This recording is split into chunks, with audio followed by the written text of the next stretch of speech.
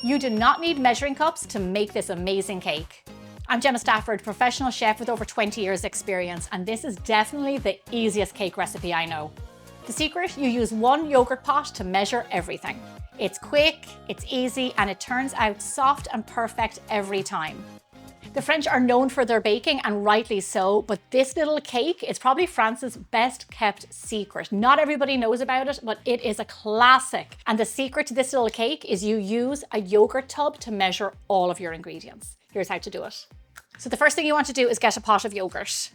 Now, in France, it's very common to get a 4-ounce pot of yogurt. In America, you see something around 4.4 or 5.3. So you can use either. This is a 5.3 tub. You can use plain yogurt with no flavor, or you can use vanilla. It is totally up to you. I like vanilla for that extra bit of flavor. So empty out your yogurt tub into your bowl. Let me tell you something. I have made probably thousands of cakes over my 20-year career. And when I see yogurt as one of the main ingredients in a cake, I know it's going to be good. You can use just a neutral, flavorless oil. Fill up your tub all the way to the top with that. 1 tub of oil. Oil makes cakes really tender because it can inhibit the gluten formation, so you get a really nice soft crumb. To this, we're going to add in some vanilla extract, especially if you're using a plain yogurt. Some lemon zest to really brighten the flavors. I got a Meyer lemon out of my neighbor's garden, and they are so citrusy and almost like creamy in flavor. And then I'm going to crack in 3 eggs.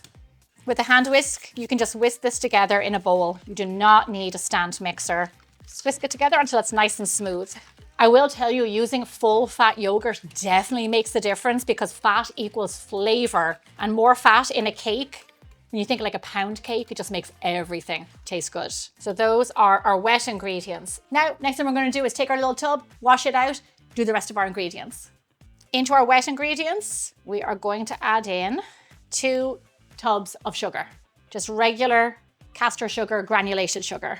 And then just whisk in the sugar until combined and it feels almost a bit dissolved. This definitely has the vibes of like an Irish recipe, like a few ingredients, like super smart, reusing the 1 tub to measure all of your ingredients, and just ease.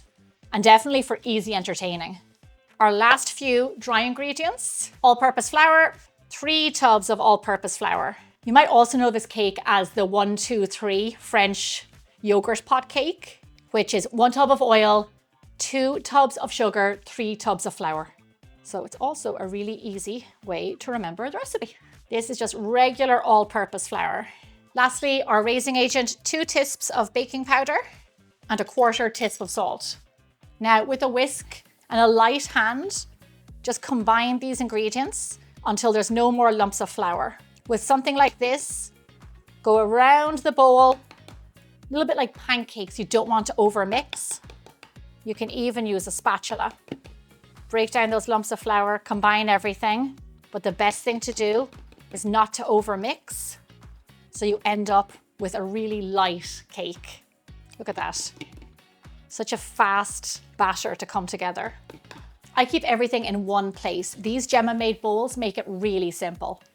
And that's it. Quick to measure, quick to mix. So a funny thing about it is I learned about this cake a few years ago because I actually featured it in my second cookbook, Bigger Bolder Baking Every Day. And I baked it in a cake pan. So if you want, you can bake this batter in a 9-inch springform pan and get a round cake, cut it into layers, or just leave it whole and put some jam or fruit on the top. Some cream on the top is really lovely. Or you can do a loaf, and for easy serving, you can just slice it. Totally up to you. But the real classic way is in a loaf pan. Just before I put it into the oven, I'm going to take my knife and I'm going to run it down the center, right down to the bottom of the pan. Because when you bake something in a loaf pan, a bread or a cake, the steam needs to release out of somewhere. And if you create that line down the middle, it can, hopefully, escape out the middle, creating a lovely uniformed look rather than bursting out the side, which can also happen. Like any quick bread, once the ingredients are mixed together, the raising agent starts to activate, so let's get it into our nice hot oven. So bake your yogurt cake at 350 degrees Fahrenheit, 180 degrees Celsius for around 60 to 80 minutes, somewhere around the 70-minute mark. It's a big, heavy cake and it does take some time. So while it's baking, We are going to answer some hotline questions, and I've got some really great ones in here specific to this cake. One of them was, can you use Greek yogurt instead of plain yogurt? And that's a great one because often I'll say if you use Greek yogurt or plain, you have to do some sort of substitution, but honestly, you can swap one for the other in this recipe. The Greek yogurt one is a bit heavier in fat, might be a bit denser, but not in a bad way. So feel free to use one or the other. Traditionally, the cake was made with plain yogurt.